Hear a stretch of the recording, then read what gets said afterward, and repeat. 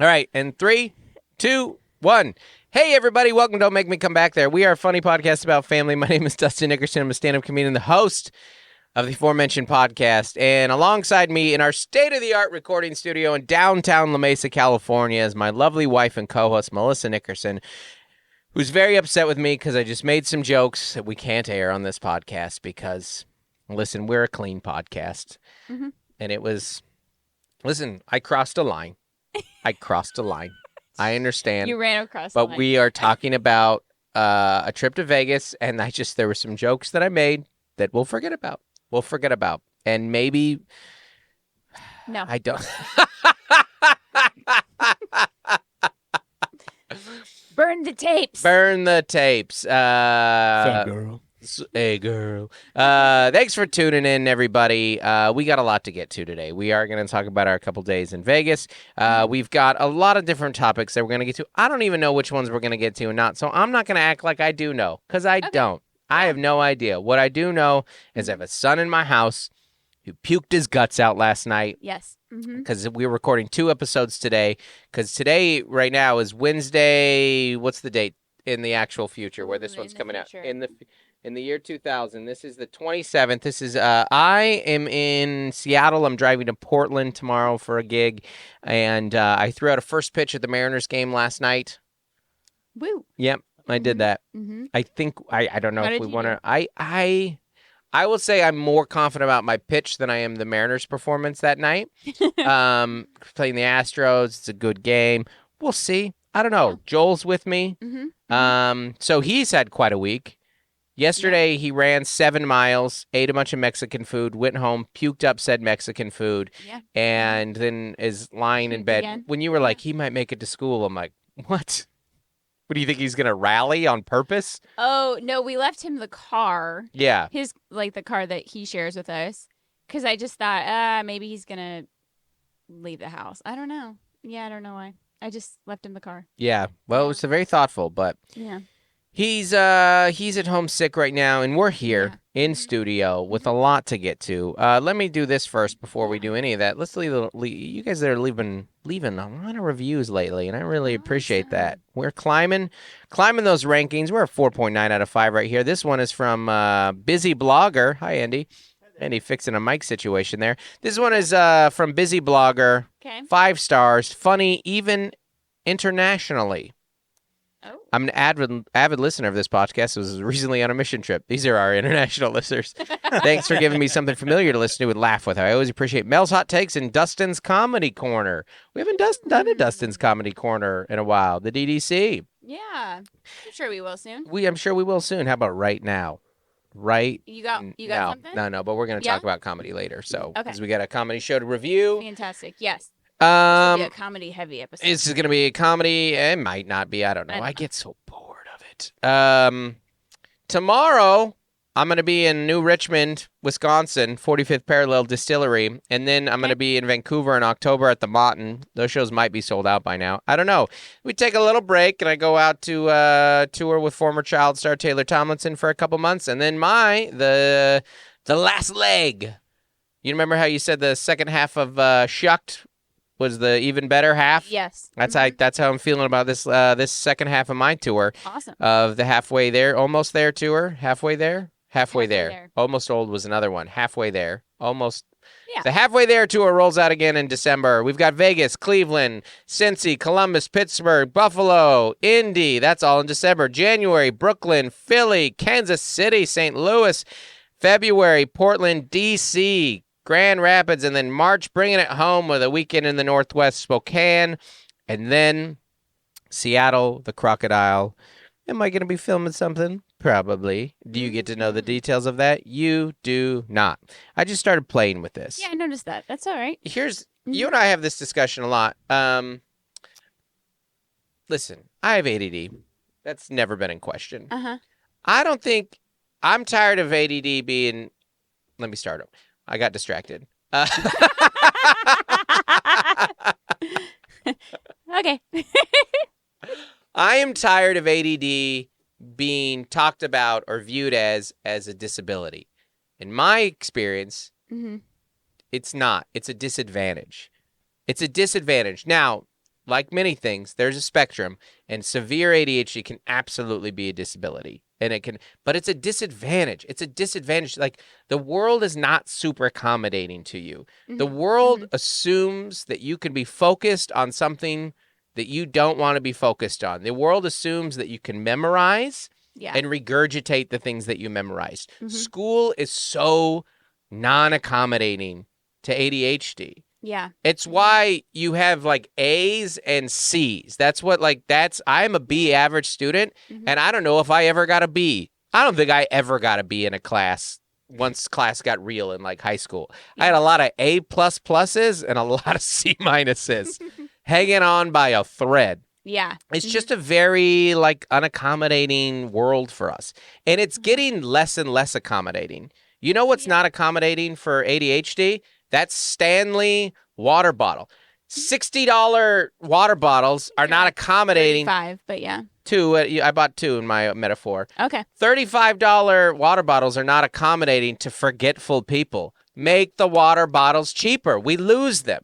You know what's not accommodating to us? A car that starts without the key. That is not helpful for us. I need that key to start that car. Otherwise, I will never see that key again. I'm putting the key. When you have ADHD and the key doesn't go right here, the key goes somewhere different every time you go in that car. Yeah. The key's in the middle console. The babies are playing with the keys in the back. I know. Yeah. No, I totally agree with you. It's just that's how we built society. Yeah. You know, it's like, go to this place and wait in the line, then wait for your food, then wait for your check, and that's your life. I would rather, going and waiting and being bored. Yeah. That's not like, oh, you're addicted to technology, you can't even sit, which a lot of us are. Right. But just like as an underlying issue, like the 3 out of 5 people in our house hate being bored and waiting. Yeah, you're right. And that is so much of life. You want to know what having ADD is like? When I'm in a restaurant, I'm fantasizing about how I would rather go work there than sit there. I would rather be on the clock. I would rather be moving and have someone order to take and go cook the food than just sit there. And it's not like we're not enjoying our company. I just got to move. Like, if I can bounce a ball, which is not socially acceptable to bounce a ball at a restaurant, they need to have just ADHD classrooms. Well, I do think they have ADHD restaurants, and that is called the Chick-fil-A mobile order. No, you know what it is? It's called Dave & Buster's. Yeah. It's like you order your food. Now I'm playing video games until the food's ready. I eat the food. I go cash in the tokens that I want. All you need is $200 a meal. I know. It's so expensive. to afford that. No, I mean, honestly, we were talking with a teacher yesterday about one of our kids, and she was like, yeah, she doesn't blurt out in class. She's not disruptive. She's doing great. And in my head, I was like, yeah, that's because she has inattentive ADHD. Right. So she's zoned out. Right. Like, or it's one of the classes that she really likes. Yeah. Yeah. So you're like, cool.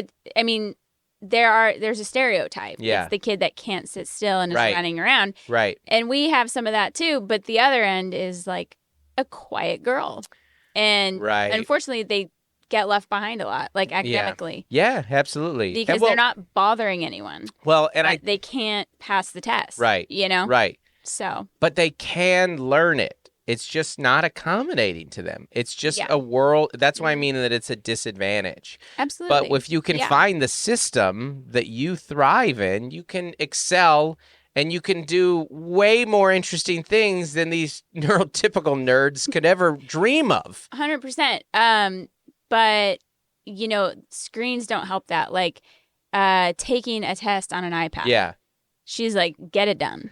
Boop, Right, boop, boop, right. Done. And she needs to like take a test where she's like, they're asking the questions, she answers it out loud, or she has a piece of paper. Like, there's just a lot of stuff.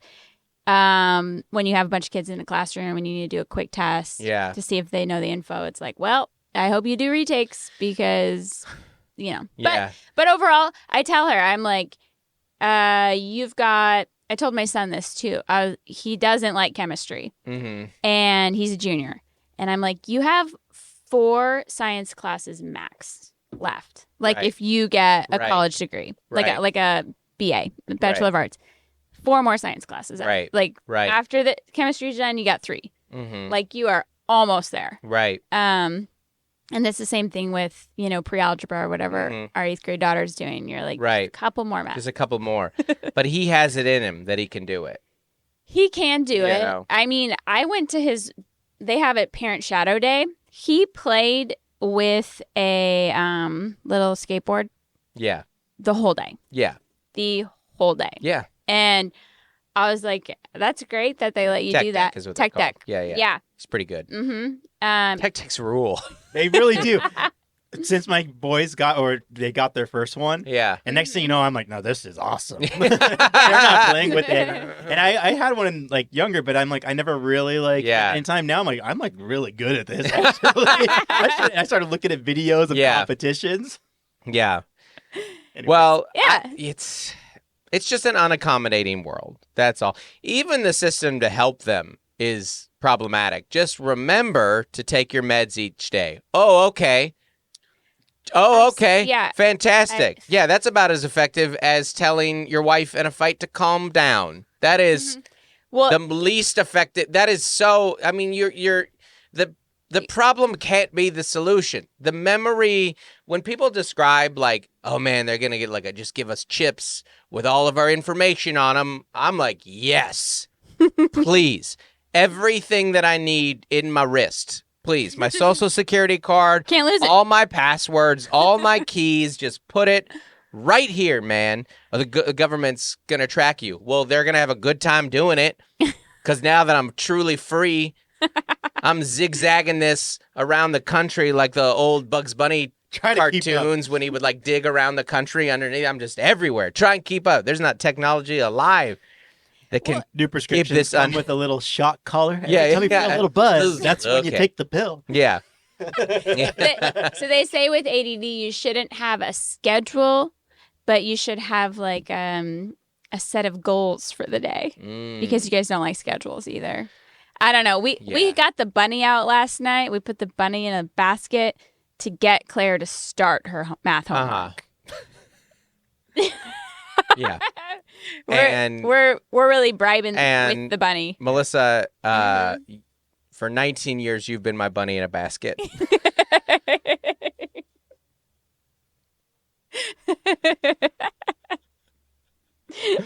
I truly they because I was 90s ADHD. They're like, hey, we don't have meds or a fidget toy to help you. And I was like, well, I have a wonderful woman who is both my medication and my fidget toy. And I mean that in the most romantic way possible. And I can see you getting a little teary-eyed because as a mother of 2 neurodivergent children, know just how much that means. Yeah. The girls have to find their bunny in a basket. Yeah. Yeah. Well, yeah. My ADD goal as a child was overcoming failure. That's it. Here's your situation. Good luck with that. Yeah. It's a tough world. Switching topic. I want to get to the bunny eventually, but switching topics real quick. Mel had her first pumpkin spice latte of the season yesterday. I did. How'd it hit? Yeah. You got it from Dark Horse, which is not too sweet. They make it in house. I used to make pumpkin spice lattes. Yeah. You grew up in Seattle. Well, you didn't grow up anywhere, but... I would make a simple syrup and then have the pumpkin puree. Yeah. But I don't do that anymore. You got PSL money. You got that PSL money. I don't crave it as much as I used to. Yeah. That's aging. I still like to bake. Yeah. I still like to bake over the weekends, once or twice a month. Well, and 'tis the season to bake stuff. But listen, I've been saying this for years. Stop dogging on white women for liking fall. Just let them have it. It's the best. It is the best. I understand nobody's right about everything. White women are right about fall. They were the pioneers of fall. They might as well have pilgrim hats on all the time. They are the ambassadors for fall, and they're 100% correct. I actually think that the total rebrand of why we all love fall right now is because white women took a stand. And they said, this is great. This weather is great. These leaves are great. This pumpkin stuff is great. The kids are back in school. Fall is great. Appreciate it. Mm-hmm. Appreciate it. White women are right about fall. You did it. You guys got your sign that says grateful. Yes. On your wall. It is. Yeah. It is a grateful season. And it it's a perfect little setup into Christmas. I have zero complaints about fall. My only complaint about fall is that it doesn't start sooner.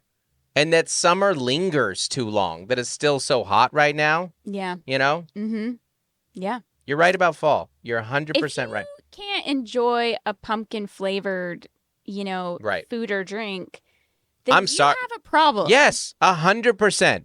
If you don't enjoy a pumpkin bread, I'm sorry whatever happened to you in your childhood. What are you, a masochist? Why do you hate yourself? I'm sorry that you weren't loved right, that you can't eat a pumpkin scone and be like, this is delicious. That you see a pumpkin scone and get mad at women. Yeah. What's wrong with you? What is wrong with you that triggered something in you? Rage. You see a pumpkin scone, rage. Yeah.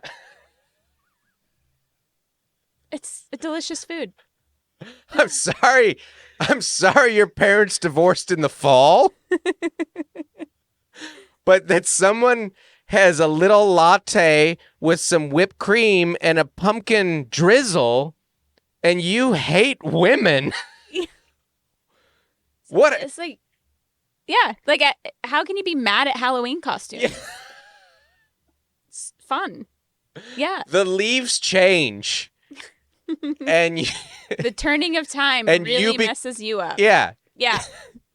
You see the colors turn brown, or you see the leaves turn, and it ups your misogyny. It's just... It gets a little cool in the air, and you're like, women are the worst. What's wrong with you? What happens, man? Let them have a scarf. Why? What have their Han Solo outfits? Right. What happened to you in October that you get mad that a girl put a sweater on? And wrote cozy season. What's wrong with you? What happened? What is something really bad happened to you? I know. I just don't get it. It's like it's the perfect transition season. Spring, they're both fall and spring are the transition seasons to get you to the headliners. And spring is a disaster of a season, and fall is perfect. Fall is a perfect cool breeze. Fall is subtle. Fall has nuance to it. Fall remind you of the passing of time, but not in a sad way like Christmas. It's not an expensive season with vacation. It's just nice. It's just nice. And you experience it and you hate women. I don't understand it. Just keep scrolling. Keep scrolling. Maybe is it a football thing? Do men get so territorial of football? You know what it is? Okay, here's a new theory. This is a theory I'm working out. Okay. In real time. Men during the fall are all happy about sports, the return of football. Men during fall are happy about the return of football. But that's not a pure joy. That's a joy and agony that they go experience. It's a torture. It's a voluntary torture. When you choose your team, there was a meme. When you choose your team, you're saying, here's something that's going to add me misery to my life for the next 50 to 70 years. I think men are triggered by the fact that women have just a pure joy of fall. That it's all positive. There's no up and down. That they're just like getting the pumpkin pillows out. And guys are like, no, you have to get you have to get ready to suffer. You have to get you have to get into a mood where if your team loses, you shouldn't see your kids for a few days. That has to be that type of mood. We just can't. It's just like a nice joy and then like full on rage. Yeah. Like utopia or rage. Yeah. That's what football and speaking of ADD, I had no intention of talking about any of this, but anyways, fall is great, and let's just let them have it. Just let people enjoy fall. Yeah. I'm sorry for whatever happened on that fateful Halloween night. Also, Andy, take out the murder bit. Yeah. Okay, we need to do a weekend recap. Yeah. We were in Vegas.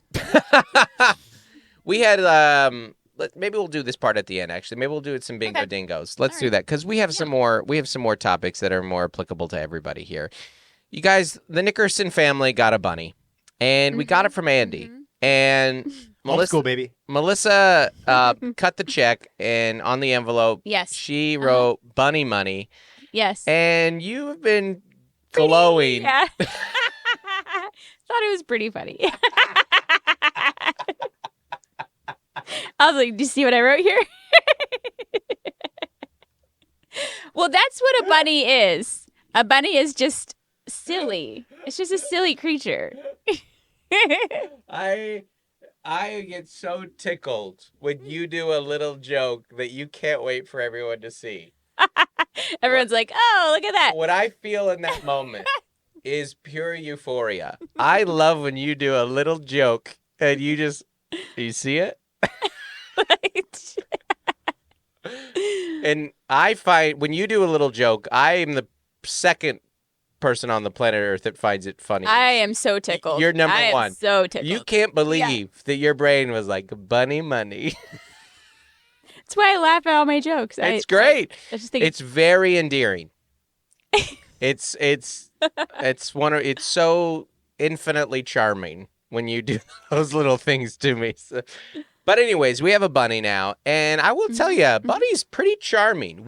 Any of you who have been following Pet Saga, we've been discussing this since spring.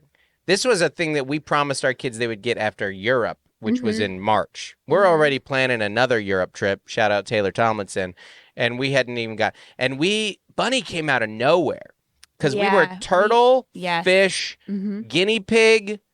there were some pushes for like hamster, a lizard, bird. Totally. I don't know how we... Just a small pet. Just a small pet. I don't know how we missed Bunny, which is cuter than all of them. Yeah. Right? Yeah. Bunnies are so definitely cute. The cutest, most like visual satisfaction. You look at, you're like, oh, look at that. Yeah, and I think that if what we didn't know is all we had to do was go tour Andy's house to get a look at all of them. Yeah, he has all the pets in his backyard. Yeah, I do. All the small. And I will say, because our second highest was turtle, and I looked at that turtle in that little tub, and I was like, this thing sucks compared to this bunny we're getting. Compared to this bunny we're ripping away from its family. Oh yeah. It was good that we had such a long dialogue about it because we don't want any more pets, but we did get one. Yeah. But what we realized is what Claire really wanted was something she could cuddle. Yes. Yeah. And of course she wants a dog. That's number one. But cats and Bunny are decent enough. Great. And so cute. Well, ultimately, it's been awesome. Both the girls have spent a lot of time with that bunny already. And that bunny will love it. Like bunnies, when you hold them all the time, they get more docile, more calm, and they are like incredibly snuggleable. So, and you gotta when they're young, you gotta kind of do it a lot, so that way they just get that much more comfortable, being around, and they don't run away. And I've been neglecting it intentionally. I don't want it to get too comfortable in that house. I don't want it to. Ultimately choosing an animal is just choosing which level of poop I'm willing to deal with and clean up. Yeah. Yeah. Mm-hmm. And maybe that's just the practical parent in me that if I'm shopping for an animal, I actually would rather for poop. I would rather look. Yeah. I don't want to see, when I'm choosing an animal, I don't want to see the animals lined up next to each other. I want to see their poops lined up next to each other. Yeah. Like a lazy Susan of poop. And That's just be like, Petco should just, yeah. yeah. You're choosing, when you're choosing an animal, you're choosing cute to poop ratio. Yeah. It's analysis of how cute, how personable, how smelly, how much cleanup. How loud. Quality of poop, like what's in it, like what is how attached am I going to get to it? But ultimately, it's cute to poop ratio. That's so my sister, because dogs are highest level of cute. Dogs are highest level of cute highest level of poop. Yeah. Right? Highest level dog, highest level of poop, highest level of cute, right there. High maintenance dog. And then you just, everything's trickled down because the dog connects with you and all that stuff. And I do think that Bunny is like, might be number 2 on cute and like way low on poop. Way low on poop. It's not bad. It's a lot of poop, but it's manageable. Right. It's drier. It's just all hay. Yeah. You know, it's kind of like, if you just like, it's easy just to quickly do it and you're done. You're done. Yeah. And there's no training. Cats, there can be a season. But you can train a bunny. You can? You can, because if you start, you can get them to go in a litter box. Yeah. So you can get it to be, if you train it in a corner, then slide in a litter box, and that'll actually make it even cooler. There is a ratio here, though. There is, because like I think fish is lowest level of cute, lowest level of poop.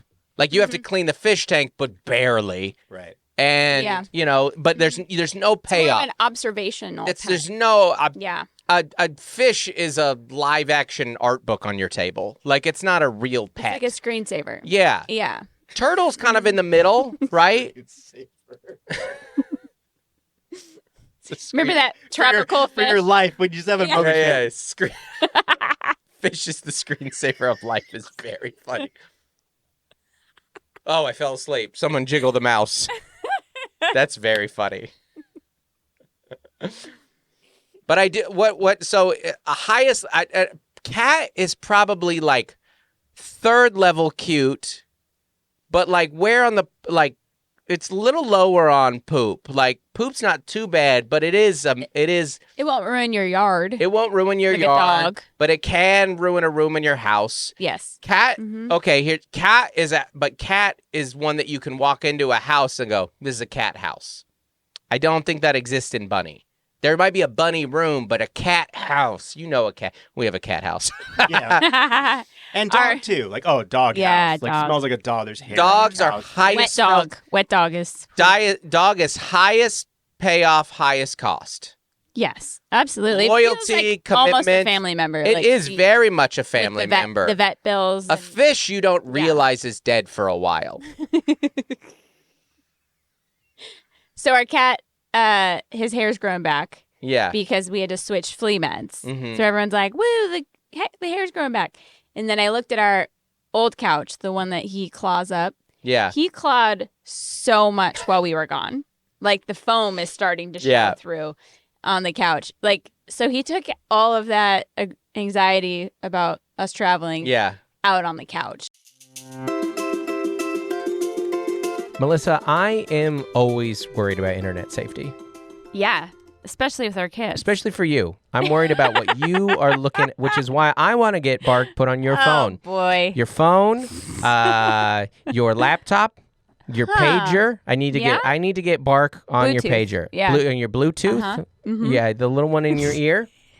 Apple CarPlay. As many of you guys know, we are parents. As many of you know. You all know we are parents. Guys, we're parents. We're parents. And internet safety is, I don't know if there's a thing that parents think about more anymore. It is so important it is and so hard to keep track of. Yeah. And thankfully, insert Bark Technologies.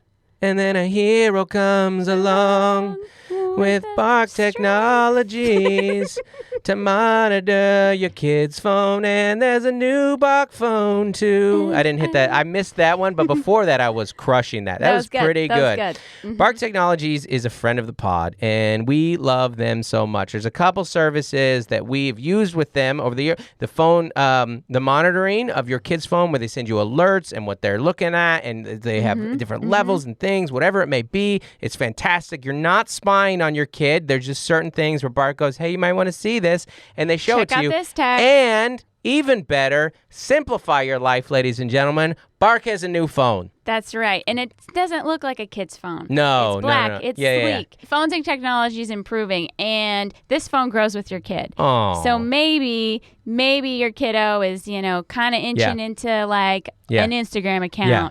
Or wants to be a YouTuber. Yeah. And you want to give him some training wheels to get there. We recently let our kid get on Instagram, and it was because of Bark. That's right. We let our kid because we're less concerned, and because he's 15 and we're done parenting. But so tell him, but we also, we don't choose any sponsor for the pod. We like sponsors that make sense and we use in our lives, and Bark is one of them. And the new Bark phone is something that we're really excited about, as well as Bark technology is what we use constantly. And we have some promo codes and we have some details. Hit them, Melissa. Give them those sweet, sweet details. All right. So you can manage screen time. You can block websites and apps. You can monitor text, email, YouTube, and 30 apps and platforms. Andy's excited. You can get child psychologist advice and tips, even ways to approach kids when they mess up. So how do they sign up and how do they save some money, Melissa? Let me tell you. If you click on the link in the show notes and enter Don't Make Me, all one word, Don't Make Me, you are going to get 7 days of a free trial for the Bark Premium subscription. And? As well as 15% off for the lifetime of your subscription, baby. That's right. But you know who got the anxiety of us traveling? Our oldest son. Our one responsible child. Our one neurotypical child who was driving everywhere around, and he went to Mel. He's like, I've been like grinding my teeth. I'm really feeling it. Man. It's good to leave, to come back and to be like, I pull a lot of weight around here. Well, you don't realize it until your parents leave. But like children, I've been telling you this recently. When you're a kid, you view your parents are just your full-time employees. They're like, they just do everything for me. It's just orchestrating behind the scenes. It's like a personal assistant and a tour manager. Yeah. Well, what I've noticed too in our house, and I know this isn't true of every household, in our house, everyone is in competition for mom. Yeah. Everybody is fighting for mom. Everybody wants what mom is bringing to the table. Because I can buy stuff. Yes. I can make stuff. You have the strongest decision-making power in the house because the kids know hold the keys. The only one who will relent to anybody in our house is I'll relent to you. The kids will relent to me, but like you won't relent to me. So there's like a positioning. What the best that can happen, like you can veto me. Yeah. But like you're like the president, and then I'm the other two wings maybe. But like ultimately, like you can veto. But the best that I can get done when they're petitioning to me is we'll talk to mom about this. Like you can make a decision. You can, but I can't do that. But that's because I want to keep you happy too. But you don't want to keep me happy. That's not a desire in the house. It's just our house dynamics. Everybody wants mom's positive love and attention in the house, including me. So we're all just kind of playing me. No. We're trying to we're in our household. Everyone knows you're the most valuable parts of our life. Okay. And that's not true. It's more just like the nitty-gritty day in and day out. No. It's much higher than that. It's much bigger than that. Because also, the most important person, like, for you, the most important person is you. Not in an arrogant way, but you're like, hey, I have to do well or it all crumbles. Yeah. You know? A household is a lot of work. You're the CEO and CFO of a home. Like, there's so many moving, especially for a husband that travels, where I'm, like, out a few days a week, you know? I think also, like, big family, we're all in each other's space all the time. Right. You know? So, like, we just have to maneuver through that.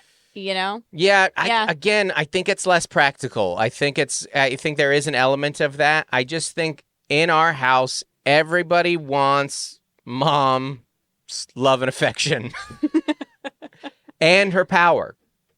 That's what it is you're the in our house, mom is the most powerful person. Mom is the celebrity in the home. Okay. Mom is ultimately the alpha who are just like, you know, and the glue of a family. Yeah, and like they're like mom represents food and safety and support and responsibility, and I'm like, hey, I want to keep mom happy because I have some benefits that I get from mom as well. And I'm not even in just like the intimate ways, and just like no, I like you too. I was here before these guys. Yeah. I was crazy about her before you guys got here. I was so crazy about her that you're here now. My craziness about her led to you. Yep. So I just think that there's a real, like, the whole family is the car and mom's the engine.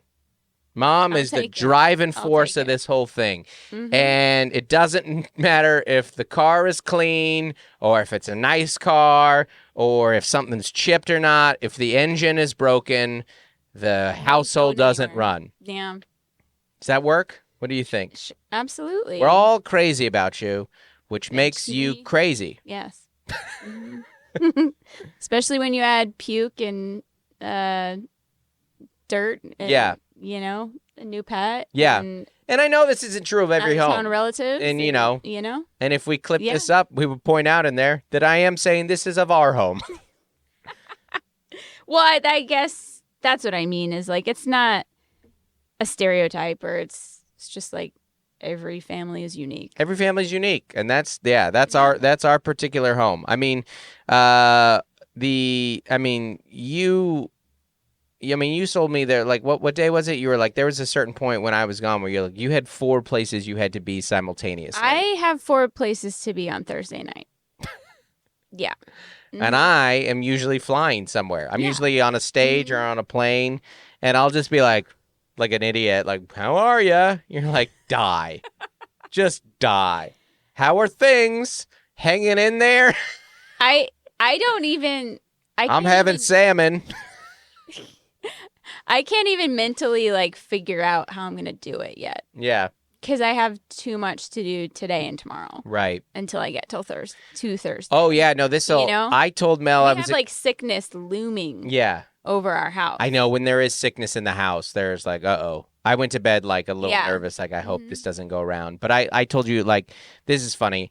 We rolled into the pod today, and I told you, I was like, oh, I'm excited that today we're going to check a few things off this, like, dump list that you have.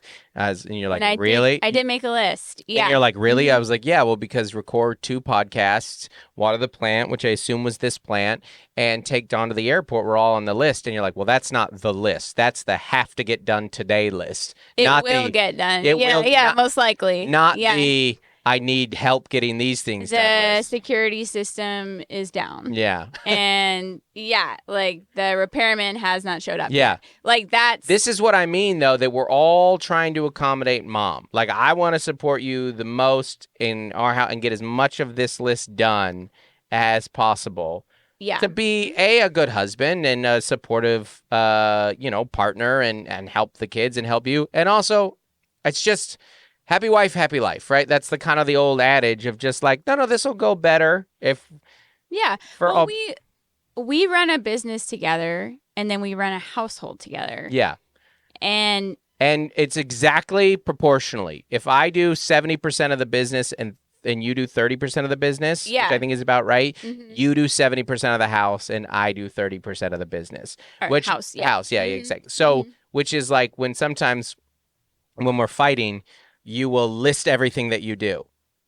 That's like a thing that you do. Yeah. And I'll always go, are we just listing the things? Because I got this other... I know you have a list too, but it is tricky when you have teenagers. Right. And just oh my gosh. Like the list goes through the roof. It's a never-ending list. The list doesn't end. Yeah. Yeah. I think I didn't... Because I've had 3 kids for 10 years. Yeah. And like now it hit you this week. This week. Yeah. Because people will tell me all the time, 3 kids, that's a lot. Right. And I know that. Right. But then this week, I'm like, this is a lot. Yes, 100%. And- Well, that's because when you hire a sitter or a family member, it's even if they're good, you were gone 7 days. You were highfalutin a life in New York and Vegas. You were gone a full week. We had the conversation about, I'll meet you in New York. We'll come back home. We'll reset everything. Yeah. And then fly to Vegas. Right. And we really... But our anniversary thing got changed. Like, over that. Yeah. Like, no, maybe that's better. Yeah. It switched. We'd switched from we were going to do our anniversary in Palm Springs together, and then I got some work, and we're like, well, let's just make this a giant trip. Yeah. And then it was just going to be in New York, but then we were like, well, let's cap on Vegas. Yeah. And all that. And it worked out. It was fun. Yeah, it was great. It was great. But this is the cost you pay Yes. as a caregiver, a parent, if you pay, to take a 7-day trip. Whatever you pay your sitter, you pay 10 times that with dealing whatever. When all you the fires. And you got home, Yeah. and they're like, okay, this smells like this. No one's taking their meds in 4 days. The cat litter hasn't been changed. Got a lot of missing assignments. There's grades have plummeted. There's no gas in the car. No food in the house. Yeah, No clean clothes. There's 4 broken appliances. You're like, wow, that all went to hell pretty fast. That got bad pretty quick. And you had all these systems in place, and they like did their best. And you know, you do it so that you remember who you are as a couple, that you remember you existed before that, you want to exist after that, and you just gotta go have some fun and enjoy but there is just a cost, Well, and especially in your industry. In my world, it is the perk of my job. Mm-hmm. The perk of my job is that next weekend Joel gets to go to Seattle with me and throw out a first pitch. Like, that's that perk. Yeah, and if you don't enjoy those, then you might need to reconsider. My kids career, Joel got to go to New York before, 20 years before you did, like timeline wise. Oh, yeah. I was 36 when I went to. Yeah, New and he York. was Joel was 14, 15. Yes, Yeah. Yes. They've been to Nashville twice. They've been to all the things. Beyonce's daughter is like dancing on her tour. Right. If you can make it work in your life and you want to, you should. You should. Absolutely. Which is what we want to do. Which we're going to do. And we're going to talk about that Vegas trip in a second. Before I do that, one thing that I forgot to say this when we were talking about getting a bunny. You know what you learn when you get a bunny is everyone has a pretty terrible bunny story. Including you, Andy. Oh, yeah. Including my dad. Mm-hmm. My dad brought up one the other day. He's like, well, we had bunnies as a kid. And I go, Dad, be careful. Because I know that this is the 1950s in America, and you've told me some stories about your dad and kittens that nobody wants. No one can hear that. And he goes, yeah, better not say that in front of the kids. So he has a dark bunny story, and then and we don't want to hear him. What was the one that the guy told us at the pickup line? Yeah. This is a guy that we've been loosely associated with through like Little League for like 10 years, and we barely know. Question 1: is your kid still playing baseball? No. Question 2: he had a dog with him. I have a new puppy. Yeah. Oh, that's awesome. We're gonna get a bunny. And I don't remember the story. He has very. And then he goes, what was it? He was like, yeah, one time we were hunting and we caught a bunny. And then when we, were chopping it up to eat it, we found the bunny had babies in it. Jeez. And we were like, all right, well, the bell just rang, so we're going to go. Annie, we were in the school pickup line, and he thought this was a good time to tell us that he accidentally killed a pregnant mom. Why do you hate women? I think that everybody has like a triggering bunny story. Well, a lot of people have triggering bunny. It's so cute. Again, you would never, fish dies, whatever. You would never flush a bunny down the toilet. Like, it's too. Well, that's just not practical. It's not gonna flush. It doesn't matter how big that hole is. You would not flush. You would you don't want to give Bunny a burial. I was reading I was reading all about last night about how predators can get into hatches and how hutches, yeah, how through the hatch. Yeah, raccoons have learned to like open the things, you know, like the velociraptors in Jurassic Park. You know. Yeah. And our girls were getting really worried. And I was too. And I was like, we've seen some urban coyotes in here. Like so we brought the kennel in last night. And I was like, maybe this is where the bunny's going to live. Maybe Bunny will come in the kennel inside at night and then go out into the hutch and have its life out here too. But I don't feel great about that, man. I didn't feel real good about, but I think Rocket Raccoon. They're so, backyard. I know. They're so cute. But then you told us a terrible one yesterday. Yes. You did. Yeah. Well, I'll tell you a new one because I just thought of one while we were. Well, double bunny horror stories here. You know, speaking of burials, so when the one that did pass from giving birth to her second parents, I'm sorry about this section. If you needed to really do it, the thing is, I needed to. Mercedes had taken this bunny who was atrocious, like for what had happened, to the vet, in which they told her like it's gonna die, it's gonna pass. Mercedes is on the phone bawling at me, so she brings it home because we got to give it a burial, right? I eventually go to bury it. I go up to the top of our hill. You've seen my house. It's like a big steep hill at the top. I'm like, okay, let's bury it by this tree. Because then the tree is kind of like, oh, that's where Bunny is buried, et cetera, et cetera. Yeah. It's like we can kind of memorialize it a little bit, right? So I go up there. I hate where this bury is going. Bunny. The next day, I see like blood on my dog's like paws and its mouth. And I'm just like, oh my God. You ate the bunny. I hike up to this hill and the hole is all dug out. He dug up the bunny. She dug up the bunny and its remains were just around. And I was just like, oh, that dog dug up that bunny. Oh my gosh. And I will leave it at that. I don't know what else what to was say your about other story? that. You had another one. So you discarded the heart? Well, how she died. And the ears? Yeah, I know. However she did with it. She died because she had a uterine prolapse, which basically meant that like during birth, her uterus came outside of her. So when we found her, it was like organs plus a bunny, and she was alive. She was like running around with like her uterus hanging out. No. I hate this so And then much. the babies passed too because... The babies passed because that particular breed is really sensitive. And then the litter she had from that, we tried to give them to our friends who raises them, but she was unsuccessful.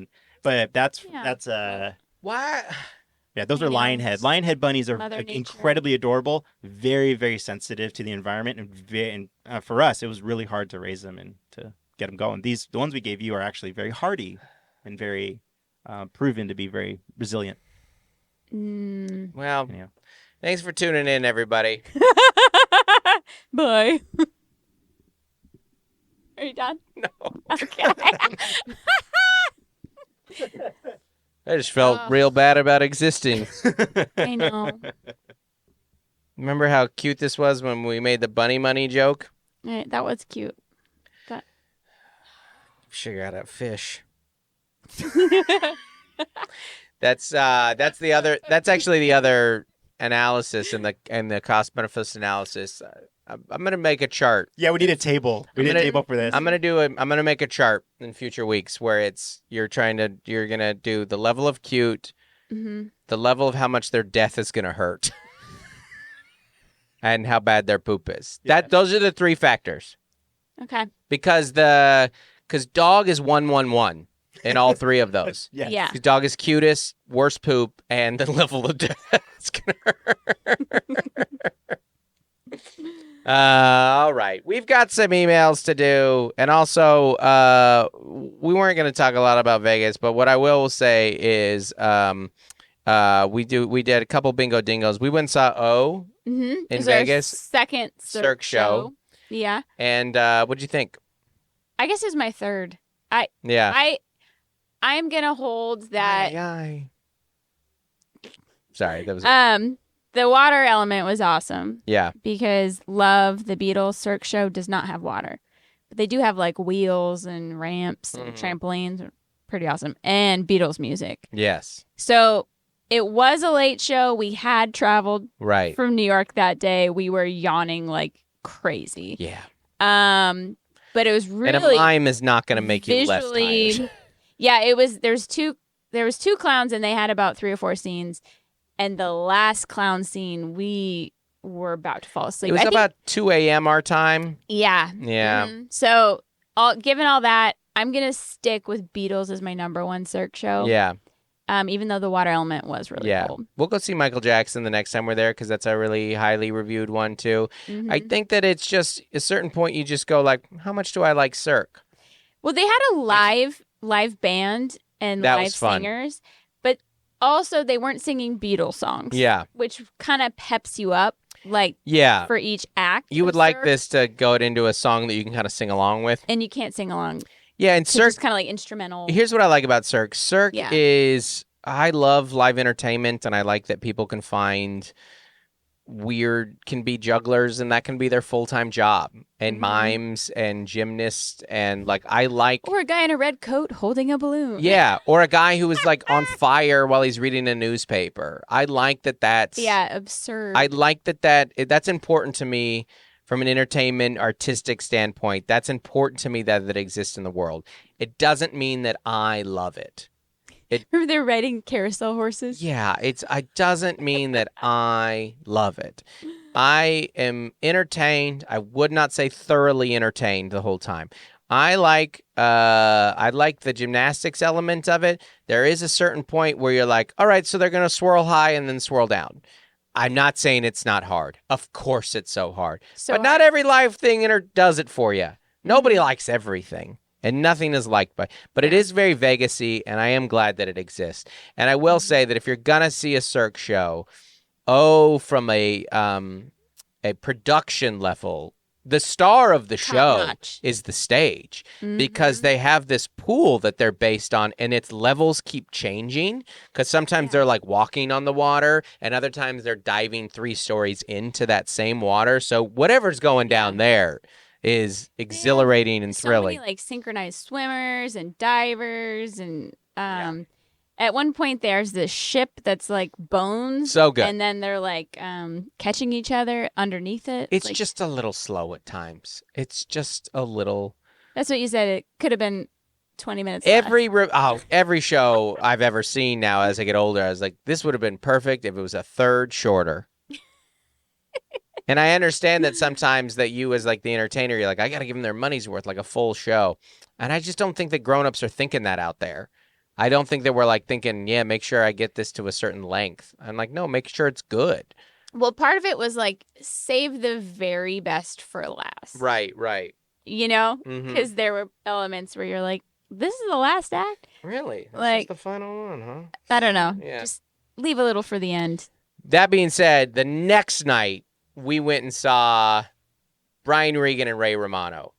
Yes. And I'm like, live comedy, it's my second favorite. I still love stand-up so much. So much. And when you get to watch 2 absolute masters. Yes. Just be like, I don't even like, it's just fun to be, it's like when we saw Mulaney last, go see.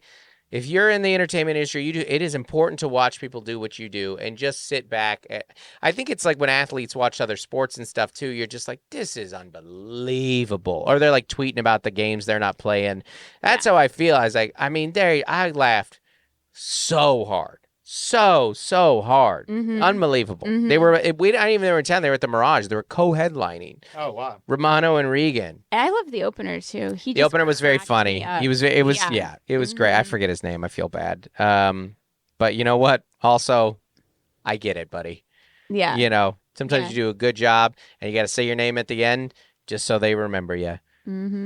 But I mean, talk about 2 guys that are still just like at the top of their game. And when you're like, I'm telling you, man, when you get older, it's hard to stay relevant. And they weren't like just boomers, old ranting about like, you know, trans stuff and da-da-da. It's like they're just talking about the life that they know. And it was great. So funny. So good. Yeah. 5 out of 5. Absolutely. 5 out of 5. Go see them if you have the opportunity to be in Vegas when they're co-headlining, which was stupid that it was even. And they did 1 late show. It was great. It was really fun. And we went with Taylor. Taylor got recognized. That was nice. Yeah. I didn't. Hurt my feelings a little, but you know what? I'm not Taylor. Well, you didn't go to that show to get recognized. I did not. No. Yeah. Okay, one email and then we're out of here. Then we got to take my dad to the airport. Great. Here we go. This email is from Rachel, and the subject is "Come meet a quokka." Awesome. Hi, Dustin, Mel, and Andy. Loving the podcast, having only started listening in the last few months, but have lots of laugh out loud moments listening in the car. I'm that person that other drivers see laughing to themselves maniacally. I'm not usually an emailer, but I felt I had to after a recent episode talking about how animals now have their time to be a trendy animal. Mm-hmm. Andy mentioned quokkas. Quokkas? Quokkas? How you say it? Yeah, is that right? Mm-hmm. Sure. Which are pretty much only found in Western Australia, where I live. Most specifically on Rottnest Island, which I happen to be visiting currently for our first overseas trip with our 1-year-old twins. Oh my God. Wow. That was so stupid. Bold. Why'd you do that? Definitely feeling the it's not a holiday, it's just parenting at a different place vibes. Quokkas are super cute and friendly. Pick attached. You guys should absolutely come and visit Perth sometime to do a trip to Rato to meet the quokkas. If you do, I can also recommend some local tiki bars. Hey. Let me pull up this picture of quokkas here. Oh my gosh. Here we go. Okay, this is a quokka. Oh my gosh, that's like a smaller panda family. It's kind of like a koala. Koala. It's like a bear meets a Oh rat. my God, a bear meets a rat. It's so cute. That is it's very cute. It's smiling. Oh, it smiles? It smiles. It smiles. Oh my gosh, that is okay. It's tiny. It's like a little animal. Yeah, they're small. They're only like 9 inches tall, I think. It's like a Star Ish. Wars animal. Maybe a foot. That is. That is. Oh my adorable. gosh, that's so Wow. cute. That is. Okay, well, I guess we're going to Australia. I guess that's happening. Let me Amazing. Thank you so much. Yeah. All right, everybody. Thanks for listening. We're going to have to do a live podcast in Australia soon so we can go see what I can't remember the name of it. Everybody, goodbye. All right, bye. Hey, folks, want to give a special shout out to our As Essential as Oils patrons. Ooh, that's $25 up a month. That's a big money right there.